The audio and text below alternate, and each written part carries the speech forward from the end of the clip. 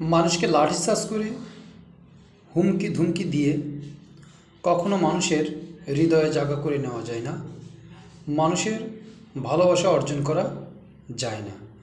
মানুষকে ভালোবাসতে হলে, মানুষের ভালোবাসা পেতে হলে বিনয়ের সঙ্গে, ভদ্রতার সঙ্গে, আদবের সঙ্গে, সহনশীলতার মাধ্যমে তাকে আস্তে আস্তে বুকে টেনে নিতে হয়, ভালো কিছু উপস্থাপনা করতে হয়। তা যদি আপনি না করতে পারেন, তাহলে মানুষ আপনাকে কেন ভালোবাসবে, আপনাকে কেন মানুষ সাপোর্ট করবে?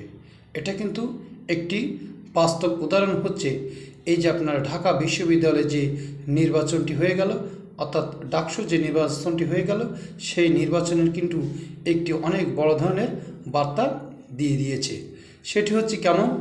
অনেকে দেখেন বলছে যে বাংলাদেশ ইসলামী ছাত্র শিবির, তাদের আচার ব্যবহার এত নম্র, এত ভদ্র, তাদের কাছে আমরা নিরাপদ। আমরা যারা মেয়েরা আছি তারাও কিন্তু আজ আমরা তাদের কাছে নিরাপদ। আসলে কেন তারা এই সাপোর্টটা পেল? হয়তো ভালো কিছু তাদের সামনে উপস্থাপনা করতে পেরেছে, বা ভালো কিছু তাদের দেখাতে পেরেছে। তাদের আচার ব্যবহার, তাদের যে গঠনমূলক ভাষা, এগুলো কিন্তু তাদের সামনে সেভাবে উপস্থাপনা তারা করতে পেরেছে বলে কিন্তু আজকে তারা জয় জয়কার। এটাই বোঝা যায় যে ইসলামের বিজয় আগামী দিন ইনশাল্লাহ আসবে, বা হওয়ার সম্ভাবনা 99%।